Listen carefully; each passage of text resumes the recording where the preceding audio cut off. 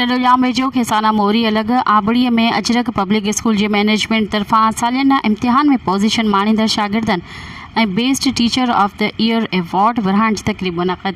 तक़रीब में शागिर्दनि खां सवाल जवाब जा मुक़ाबला पिणु कराया विया, जंहिंमें शागिर्दनि वॾे जोश सां हिसो वरितो। ॿारनि टेबलोस पेश करे वालिदेन खां दाद पिणु वसूल कई।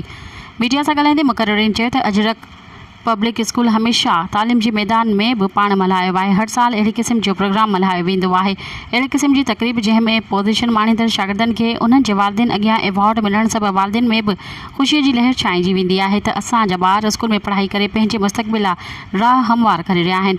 असांखे ख़ुशी थी आहे त ॻोठनि में बि तालीमी सरगर्मियूं उरूज ते पहुतल आहिनि, जिथे तालीम जो मयार शहरी तर्ज़ ते आहे ऐं टीचर हज़रात जेके वॾी महिनत सां शागिर्दनि खे पढ़ाईंदा आहिनि उन्हनि खे मंझि था एवॉर्ड ॾियण बि ख़ुशि आईंदा आहे। इन मौक़े ते सीनियर समाजी अॻवान ऐं उस्ताद अब्दुल हक गाॾाही, ग़ुलाम रसूल थहीम, अली मुराद गोपांग, अकरम ममताज़ शमाली, करीमदाद थहीम, मोहम्मद यूनिस पठान, हाकिम अली ज़रदारी पिणु मौजूदु हुआ। मज़ीद ख़बरनि ऐं तफ़सीलात लाइ विज़िट कयो असांजी वेबसाइट www.awamiNewsHD.com ऐं ॾिसंदा रहो अवामी न्यूज़ HD।